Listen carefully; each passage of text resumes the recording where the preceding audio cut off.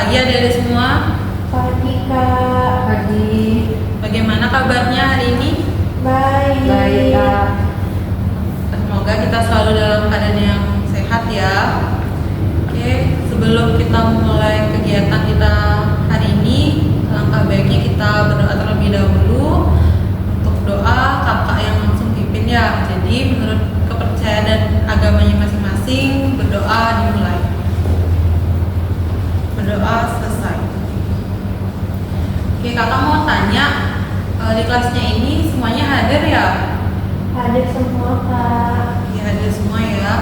Oke, jadi sebelum kakak lanjut, jadi di sini kakak izin memperkenalkan diri ya. Jadi nama kakak Roman Triatika Suri, bisa dipanggil Triatika. Salam kenal ya adik-adik. Salam kenal Kakak. Jadi kakak merupakan mahasiswa BK semester 6 dari program studi bimbingan konseling. Jadi tujuan kakak di sini yaitu untuk memberikan kalian layanan klasikal. Nah, dengan materi yaitu motivasi belajar. Oke. Nah, sebelum kakak lebih lanjut menjelaskan terkait dengan motivasi belajar, apakah adik-adik ada yang tahu apa sih yang dimaksud dengan motivasi belajar? Dorongan kita. Oke, ada yang berpendapat bahwa motivasi belajar itu adalah dorongan. Ada yang lain? Mungkin semangat Kak. Oke, semangat ya.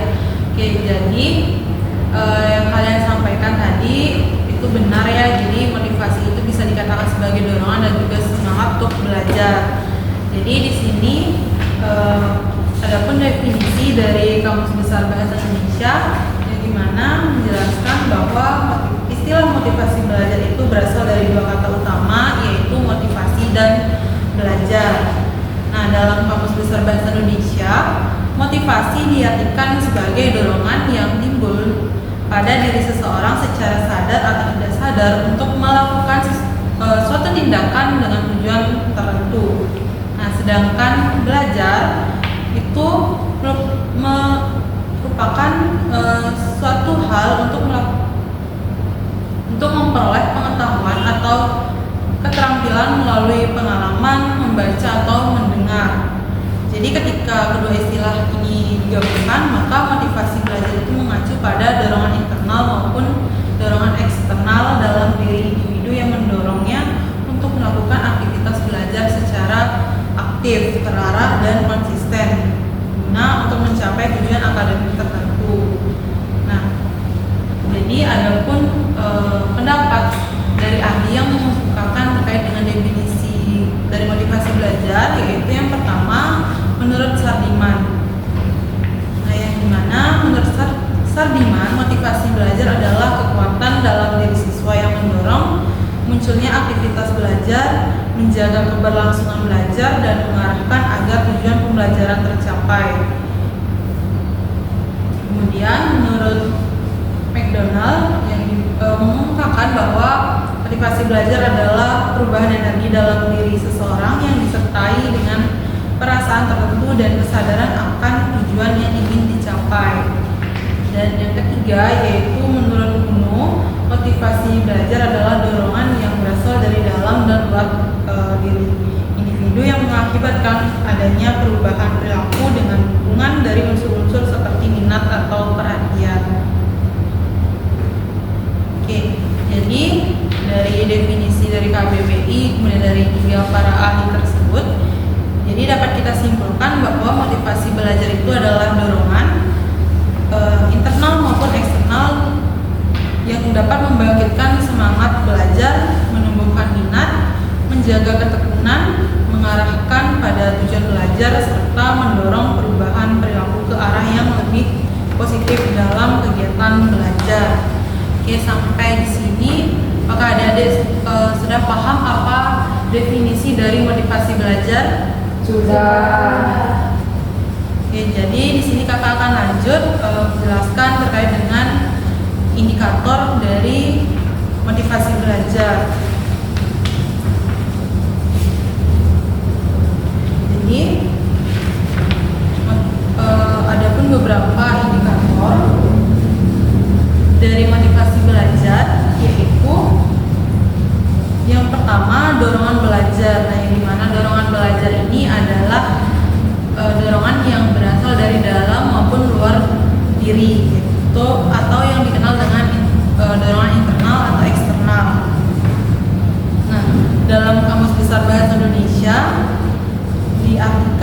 sebagai hasrat atau keinginan yang kuat untuk melakukan sesuatu. Nah, dorongan belajar terbagi menjadi dua, yaitu internal dan eksternal. Nah, menurut KBBI, internal itu berarti bersangkutan dengan bagian dalam atau batiniah. Sedangkan eksternal berarti berkaitan dengan bagian luar atau berasal dari luar.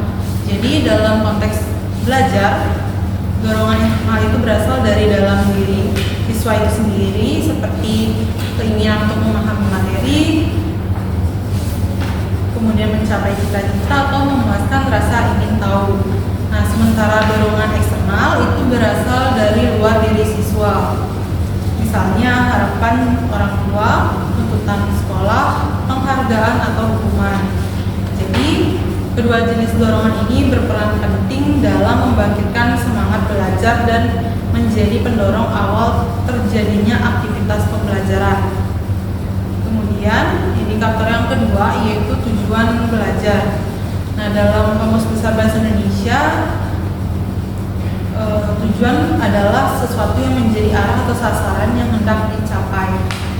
Nah, tujuan belajar merupakan gambaran hasil atau pencapaian yang ingin diraih siswa melalui proses pembelajaran. Siswa yang memiliki tujuan belajar yang jelas akan mengetahui arah belajarnya, seperti ingin lulus ujian, memahami materi, atau meningkatkan prestasi. Nah, kejelasan tujuan ini juga dapat membantu siswa, yaitu bisa juga membantu kita dalam menyusun strategi belajar yang tepat, meningkatkan fokus, serta menghindarkan dari kebingungan atau kehilangan arah dalam proses belajar. Nah, yang ketiga yaitu ini indikator yang ketiga yaitu ketekunan belajar. Yang dimana dalam Kamus Besar Bahasa Indonesia, ketekunan itu adalah sifat atau keadaan tekun yang berarti sungguh-sungguh dan rajin dalam mengerjakan sesuatu serta tidak mudah menyerah. Nah, ketekunan belajar menggambarkan sejauh mana diri kita dapat bertahan dalam menghadapi proses pembelajaran yang menantang. Siswa yang tekun akan terus berusaha meskipun mengalami kesulitan, tetap menyelesaikan tugas meskipun itu sulit, dan menunjukkan konsistensinya dalam mengikuti pembelajaran. Nah, ketekunan ini menjadi indikator yang penting dari motivasi belajar karena menunjukkan keberlanjutan usaha yang dilakukan siswa untuk mencapai tujuan belajarnya. Kemudian indikator yang keempat yaitu perubahan perilaku belajar. Nah, dalam Kamus Besar Bahasa Indonesia, perubahan diartikan sebagai peralihan dari suatu keadaan ke keadaan yang lain. Nah, sedangkan perilaku itu diartikan sebagai peralihan dari suatu keadaan ke keadaan yang lain. Mohon maaf. Jadi perubahan itu diartikan sebagai peralihan dari suatu keadaan ke keadaan yang lain. Nah, sedangkan perilaku diartikan sebagai tanggapan atau reaksi individu terhadap lingkungannya. Dalam kegiatan belajar, perubahan perilaku mengacu pada transformasi positif dalam cara kita merespons proses pembelajaran baik secara kognitif, afektif maupun psikomotorik. Misalnya, kita sebelumnya tidak mengerjakan tugas atau enggan mengikuti pelajaran, berubah menjadi lebih disiplin, aktif dalam bertanya, menyelesaikan tugas juga dengan tepat waktu, serta menunjukkan akan tanggung jawab terhadap kewajiban belajar. Nah, perubahan ini biasanya didorong oleh adanya motivasi belajar yang kuat, baik itu dari dalam diri maupun dari luar diri kita. Nah, yang mendorong kita untuk memperbaiki diri dan mencapai hasil akademik yang lebih baik. Nah, oleh karena itu, perubahan perilaku belajar juga dapat dijadikan sebagai indikator nyata bahwa motivasi telah mempengaruhi kita secara positif dalam mengikuti proses pembelajaran di kelas. Nah, yang kelima itu indikator yang terakhir terkait dengan minat belajar. Nah, dalam Kamus Besar Bahasa Indonesia adalah keinginan, yang dimana minat adalah keinginan atau kecenderungan hati yang tinggi terhadap sesuatu. Yang dimana minat belajar itu merupakan ketertarikan siswa terhadap aktivitas belajar, baik itu terhadap materi pelajaran, cara penyampaian guru maupun situasi belajar itu sendiri. Nah, jadi kita yang memiliki minat belajar yang cenderung lebih aktif, bersemangat dan menikmati proses pembelajaran, maka mereka akan lebih mudah memahami materi dan tidak cepat merasa bosan. Jadi minat juga berperan sebagai landasan emosional yang kuat dalam membangun motivasi belajar jangka panjang. Oke, nah jadi di sini kakak juga akan menampilkan video terkait dengan masing-masing dari indikatornya, yaitu ada positif dan negatifnya. Mungkin bisa disimak ya, Adik.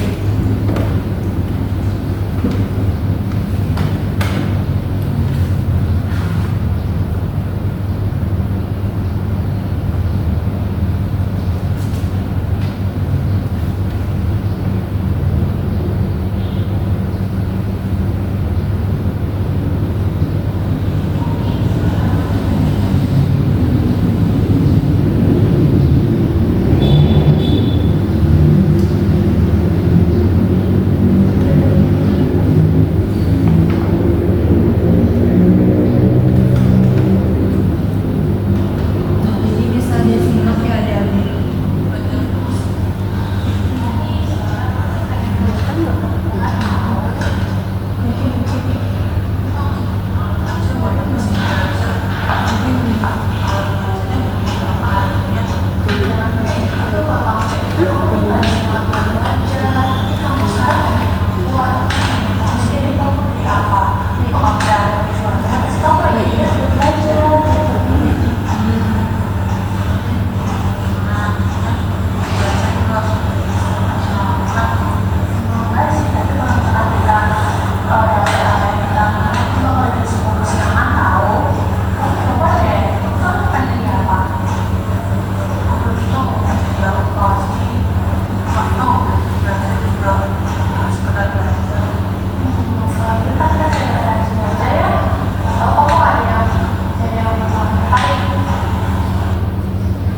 Nah, jadi ini merupakan salah satu indikator dari dorongan belajar dalam konteks yang negatif, yang dimana tadi terdapat individu yang tidak memiliki dorongan untuk belajar seperti itu. Jadi dia hanya sekedar belajar tanpa tahu, tanpa memiliki dorongan untuk belajar. Kemudian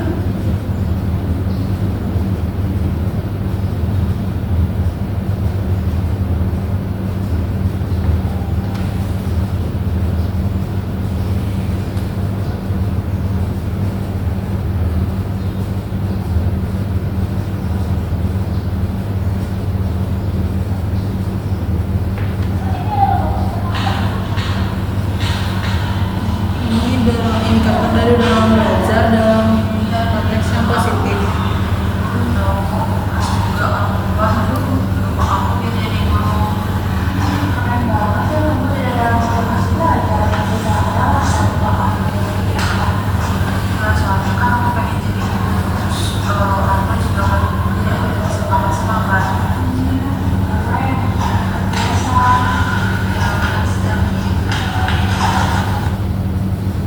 Oke, jadi itu dorongan yang positif. Jadi tadi terdapat individu yang memiliki dorongan untuk belajar, baik itu dari dalam dirinya maupun dari lingkungan orang tuanya ya.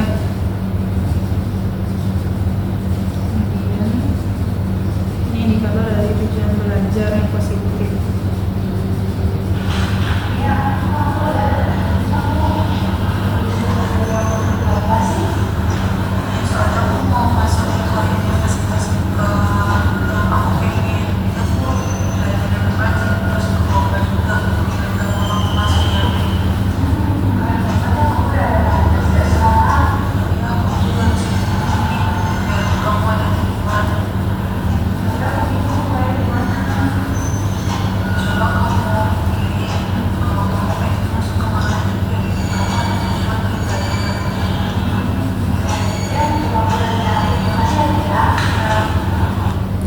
Oke, jadi itu tujuan belajar yang positif. Jadi dia belajar punya tujuan untuk meraih kampus impiannya. negatif.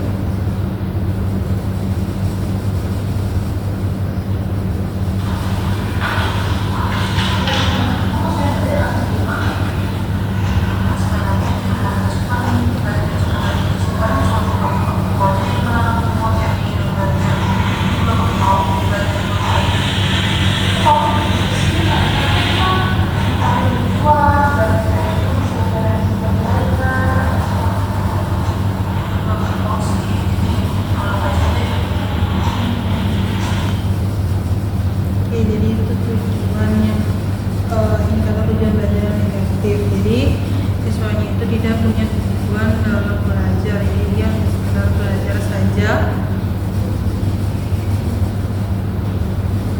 Kemudian indikator yang ketiga yaitu ketekunan belajar.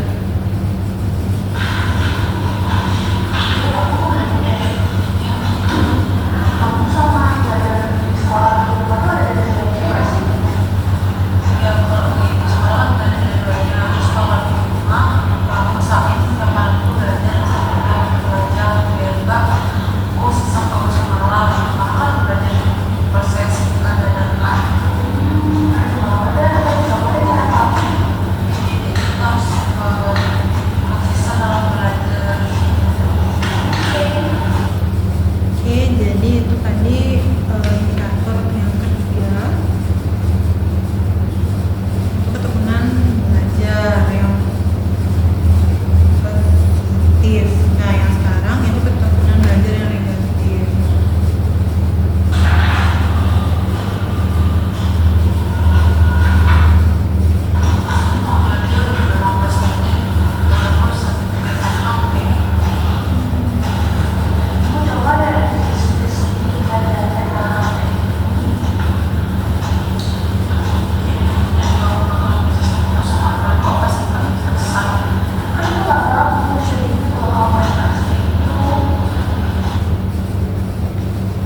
Jadi dari video ini bisa kalian tangkap bahwa dia tidak tekun dalam belajar.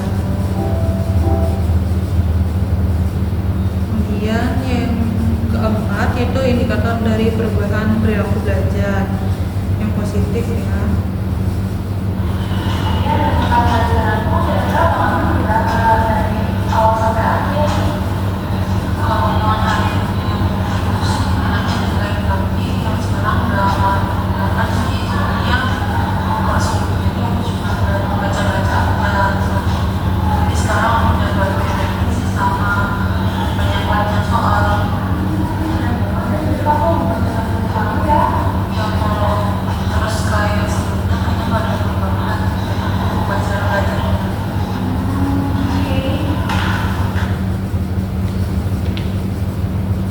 Oke, jadi tadi itu adalah video indikator dari perubahan perilaku belajar yang positif ya.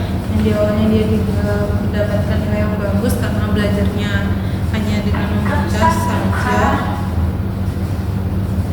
Namun dia berubah perilaku belajarnya itu dengan membuat mind mapping seperti untuk mempermudah belajarnya.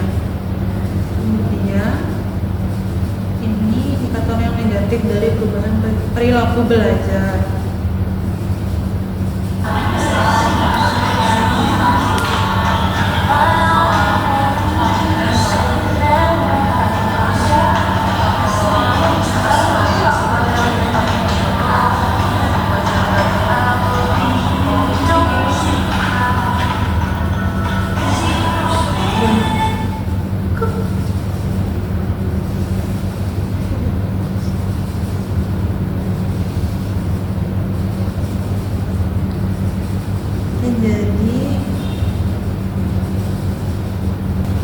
Jadi ini adalah indikator yang negatif dari perubahan perilaku belajar ya.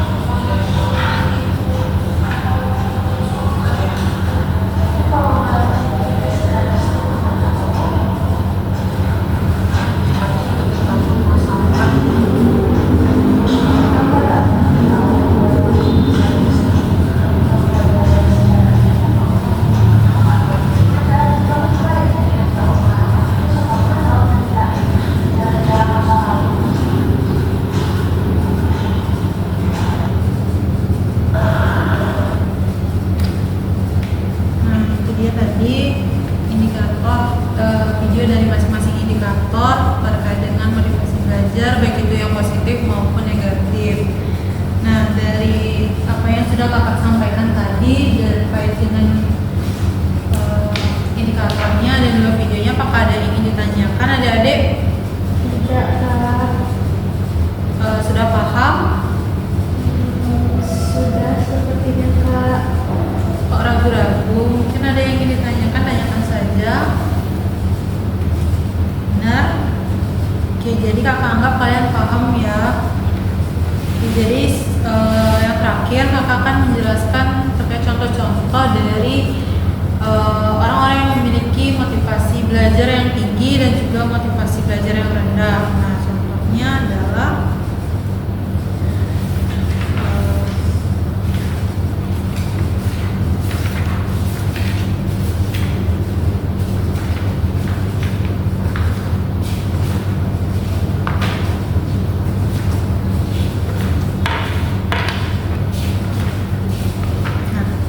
ini adalah contoh orang-orang yang memiliki motivasi belajar yang tinggi. Nah, yang di sebelah kanannya kakak itu adalah beliau bernama Profesor Dr. Ketut Darsano MPD Kons. Nah, beliau merupakan dosen dari bimbingan konseling di Universitas Pendidikan Ganesha, dan beliau juga merupakan salah satu guru besar di Universitas Pendidikan Ganesha. Nah, jadi beliau memiliki motivasi belajar yang tinggi. Nah, mengapa dikatakan demikian? Karena beliau untuk mencapai gelar yang gelar yang bergelar profesor itu sangatlah butuh motivasi belajar yang tinggi. Kemudian yang sebelah kirinya yaitu Maudy Ayunda. Nah, yang dimana Maudy Ayunda merupakan salah satu yang dikenal memiliki motivasi belajar yang tinggi, yang dimana terbukti dari pendidikannya yang di Oxford dan juga Stanford University seperti itu. Dan juga ia tidak hanya berprestasi di dunia hiburan saja, namun juga aktif dalam isu pendidikan dan kepemudaan. Nah, contoh orang yang memiliki motivasi belajar yang rendah, nah ini bisa kalian lihat nih teman-temannya, misalnya orang yang menunjukkan tanda motivasi belajar yang rendah yaitu kurangnya bersemangat dalam mengikuti pelajaran di kelas, seperti mengantuk, kurang antusias saat belajar. Nah, kebiasaan itu menunjukkan kurangnya perhatian dan minat terhadap materi yang diajarkan. Nah, tidur di kelas itu juga bisa menjadi tanda terkait dengan kelelahan atau stres. Nah, contoh satu lagi yaitu seseorang yang akan mengerjakan tugas yang diberikan. Nah, apakah ada nih kalian teman-teman yang mungkin enggan buat tugas? Pasti ada ya, mungkin nggak setiap hari namun terkadang.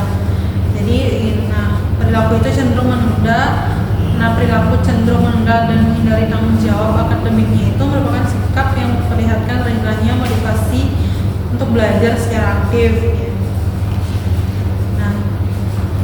Jadi sekian pemaparan materi terkait dengan motivasi belajar, terkait dengan ini definisi, indikator dan juga contoh orang dengan motivasi belajar yang tinggi dan rendah. Apakah ada yang ingin ditanyakan adik-adik sebelum kakak akhiri? Tidak kak.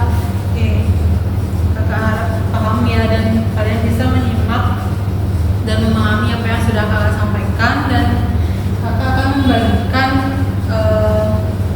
pretest yang akan kalian jawab selama 10 menit.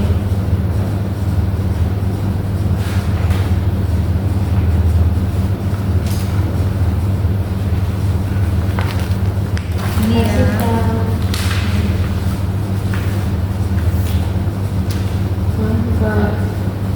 Iya. Oke, jadi bisa kalian perhatikan kuesionernya. Nah, yang dimana di sana terdapat 30 pertanyaan yang harus kalian jawab. Namun langkah pertama yang harus kalian lakukan yaitu untuk mengisi identitas. Jadi identitasnya itu ada nama dan juga kelas. Nah, untuk petunjuk pengisiannya yaitu jawablah seluruh butir soal secara spontan dan jujur sesuai dengan pengalaman yang kalian miliki saat pembelajaran berlangsung. Kemudian berilah tanda centang pada jawaban yang telah tersedia sesuai dengan kondisi kalian. Nah, keterangan pilihan jawaban kalian yaitu ada STS, yang dimana STS adalah sangat tidak sesuai, TS itu adalah tidak sesuai, S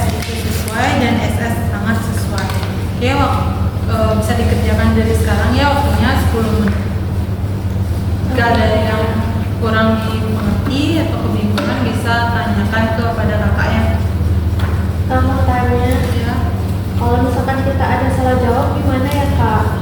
Kalau salah jawab dicoret aja di garis, pilih jawaban yang menurut Ade benar. Oke, Mungkin terima kasih, sesuai Kak. dengan keinginan kalian. Oh ya, di kuesioner ini tidak ada jawaban benar dan salah ya. Oke kak. Oke, bisa dikerjakan.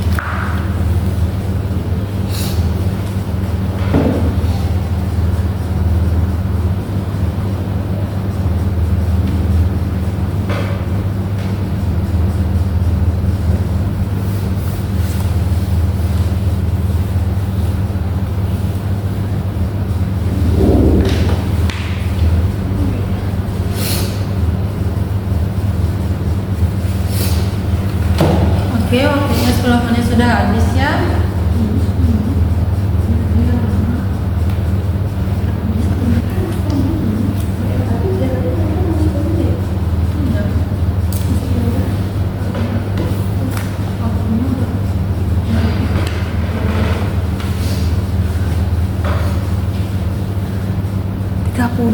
Masih lagi 40.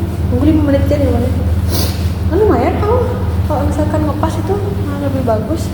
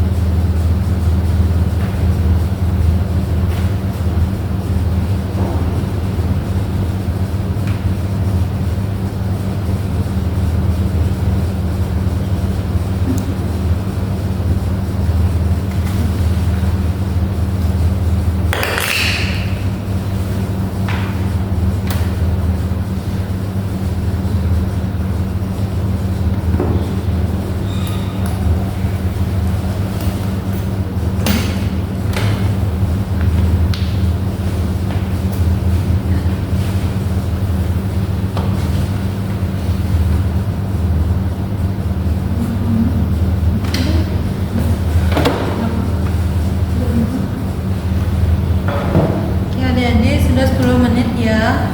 Kakak minta kuesionernya dikumpulkan ke depan ya. Terima kasih ya.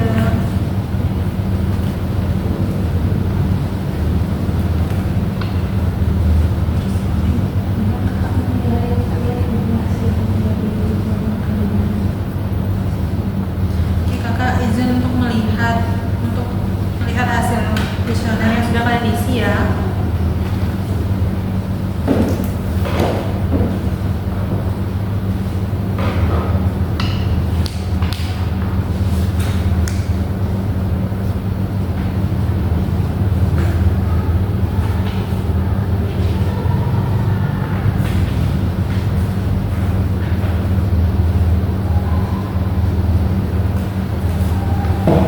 Oke, kakak sudah mengoreksi, sudah melihat hasil kuesioner kalian.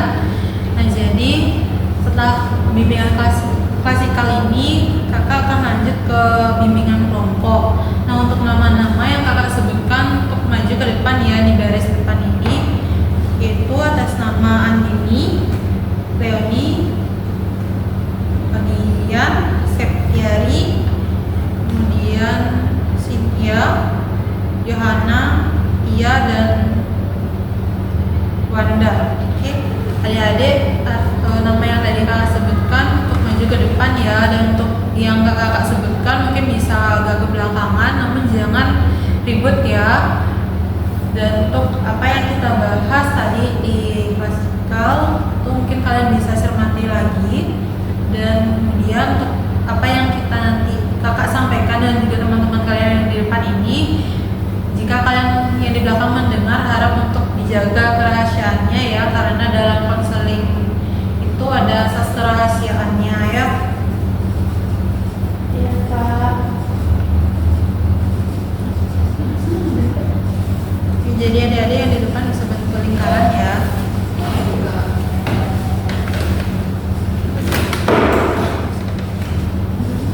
Dijelasin apa lebih dalam.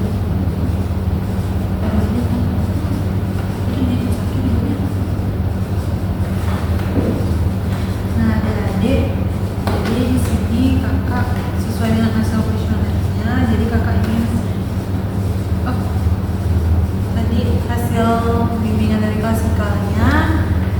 Jadi di sini kakak akan mengajak kalian berdiskusi terkait dengan motivasi belajar. Motivasi belajar. Nah, jadi kan tadi adik-adik sudah menyimak terkait dengan apa sih definisi dari motivasi belajar, kemudian indikatornya, baik itu yang positif maupun negatif, kemudian contoh-contoh dari orang-orang yang memiliki motivasi belajar yang tinggi maupun yang rendah. Jadi di sini kakak ingin tahu apakah ada adik-adik tahu apa sih faktor penyebab yang menyebabkan diri kita itu, mungkin kalian sendiri kenapa sih termotivasi untuk belajar, kenapa faktor penyebab faktor motivasi belajar itu. Mungkin dari faktor keluarga kak, jadi ada faktor eksternal sama internal. Faktor eksternal mungkin dari lingkungan dan juga keluarga. Kalau dari internalnya mungkin dari diri sendiri. Oke, bagus ya Dani. Jadi faktor motivasi belajar itu ada faktor internal dan juga eksternal. Seperti yang sudah disampaikan oleh Leoni, bahwa faktor eksternal itu seperti dari lingkungan, dari keluarga, itu dari luar diri individu. Sedangkan dari faktor internal itu dari dalam diri individu, yaitu terkait dengan minat belajar seperti itu. Oke, nah jadi adik-adik apakah semua memiliki motivasi belajar yang tinggi? Tadi kan kakak sudah menyampaikan contoh orang yang bisa dibilang memiliki motivasi belajar yang tinggi dan juga rendah. Sedikit kak. Saya kadang-kadang ada Kak. Jadi motivasi belajar itu pentingnya. Kenapa bisa dibilang penting? Karena tanpa adanya motivasi belajar, kalian tidak akan tahu apa sih tujuan kalian belajar, apa sih kemana sih arah kalian dalam belajar. Jadi dengan adanya motivasi, kalian memiliki arah atau tujuan dalam belajar, baik itu untuk meraih cita-cita maupun untuk meraih prestasi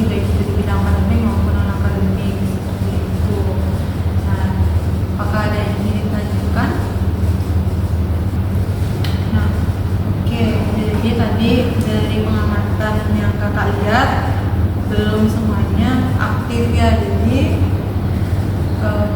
kakak akan lanjut ke konseling kelompok, yaitu atas nama Andini dan juga Leoni serta Iya ya, lanjut ke konseling kelompok. Oke, yang tidak disebutkan namanya bisa ke belakang ya. Oke, untuk Andini, Leoni dan juga Tia, kalau boleh aku tahu kenapa sih kalian dari bimbingan pasikal, kemudian bimbingan kelompok dan bimbingan kelompok, kenapa kalian pada terlihat lesu, kurang bersemangat, dan juga kalian tidak terlibat aktif ketika kakak bertanya, atau kalian tidak ada merespon, jadi kalian lebih banyak pasifnya. Karena ngantuk kak, karena sudah jam tidur siang seperti ini kak. Memang ya jam sekarang jam tidur siang ya. Untuk Leoni bagaimana? Kalau saya nggak tahu kak, saya nggak ada semangat gitu untuk belajar. Nggak ada semangat ya, pasti kan kalian ngantuk ada sebabnya, karena Andini bilang udah jam tidur siangnya. Terus Leoni tadi menyampaikan bahwa kurang bersemangat begitu. Apa sih yang melatar belakangi Leoni kurang bersemangat? Apakah penyampaian materi dari kakak yang kurang, atau ada pikiran-pikiran irasional? Sepertinya ada pikiran irasional kak, rasanya kayak nggak ada motivasi kenapa saya harus belajar. Jadi pikiran irasional itu bisa mempengaruhi ke perilakunya Leoni, seperti tadi bisa pasif dalam pembelajaran, yang dimana pasif dalam belajar juga bisa mempengaruhi hasil belajar. Jadi Leoni harus bisa merestrukturisasi pikirannya itu menjadi lebih positif seperti itu. Jadi bisa Leoni coba pikirkan dan juga renungkan, mungkin nantinya apakah pikiran Leoni itu terbukti benar atau tidak. Kemudian bisa Leoni restrukturisasi menjadi pikiran-pikiran yang lebih positif dan bisa membuat semangat atau motivasi belajarnya Leoni itu lebih meningkat gitu ya. Juga dengan Andin dan juga Buya.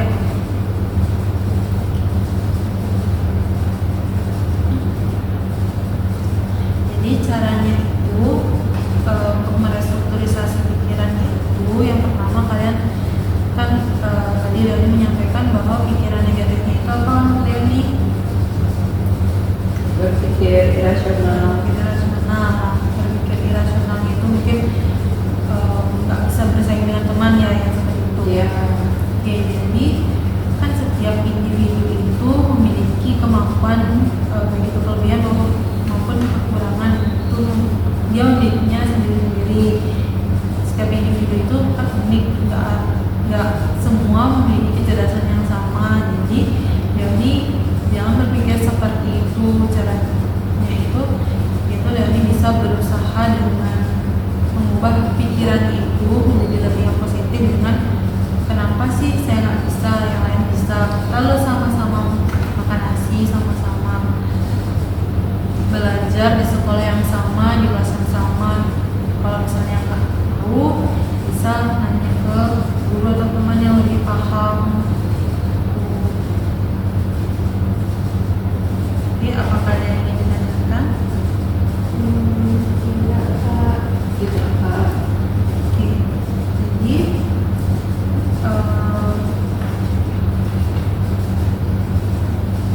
Oke, jadi Leoni kan tadi sudah menyampaikan terkait dengan pikiran irasionalnya. Nah, ini Andin dari tadi dia manja juga.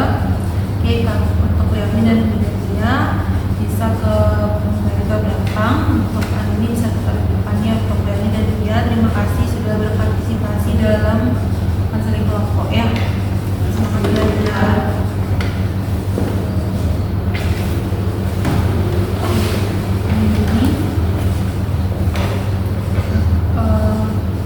Kamu nanya nih, tadi kan ini banyak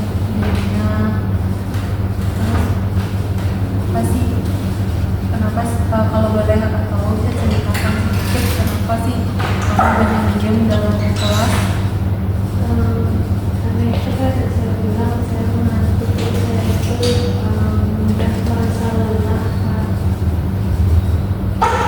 Nah, mengantuk. Ya, mungkin tahu kan motivasi belajar itu bisa berasal dari dalam atau luar diri. Nah, apakah ada dorongan dari dalam atau diri ini yang mungkin bisa membuat pada saat pembelajaran itu tidak menjadi mengantuk?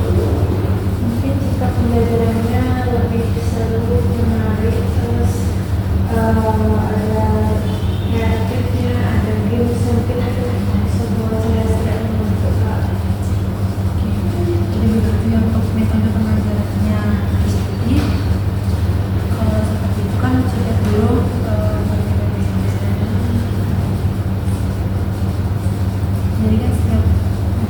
jadi kan setiap guru itu memiliki cara mengajarnya yang berbeda-beda, dan juga setiap siswa itu memiliki cara belajarnya masing-masing. Jadi hal ini mungkin bisa menyesuaikan dengan bagaimana guru mengajar. Kalau saya Andi sudah mengatur, mungkin bisa keluar sebentar untuk dibuka agak lebih segar. Bagaimana Andi ini apakah dilanjutkan lagi? Saya rasa sudah cukup sih, Kak, dari cara Kakak juga teman-teman. Mungkin nanti setelah sesi pembelajaran yang kita lakukan ini, saya bisa keluar, saya bisa dibuka biar saya tidak mengantuk lagi. Jadi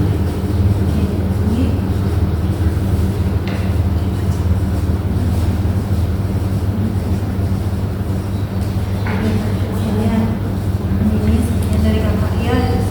Ini semua belajarnya.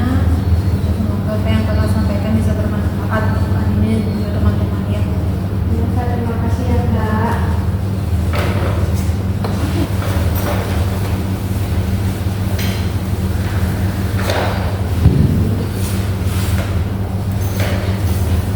Baik, sekian dari kakak dari pemaparan materi terkait motivasi belajar, dan terima kasih kakak ucapkan atas partisipasinya adik-adik, baik dari bimbingan klasikal sampai konseling individu ya. Dan semoga apa yang kakak sampaikan bisa bermanfaat untuk kalian, dan apabila terdapat kesalahan atau menyinggung perasaannya adik-adik, kakak mohon maaf, dan kakak tutup dengan mengaturkan para pesanti. Dan kita akhiri juga kegiatan ini dengan berdoa. Itu berdoa menurut agama dan kepercayaannya masing-masing. Berdoa dimulai, berdoa selesai. Terima kasih semuanya. Terima kasih, Kak. Terima kasih, Kak.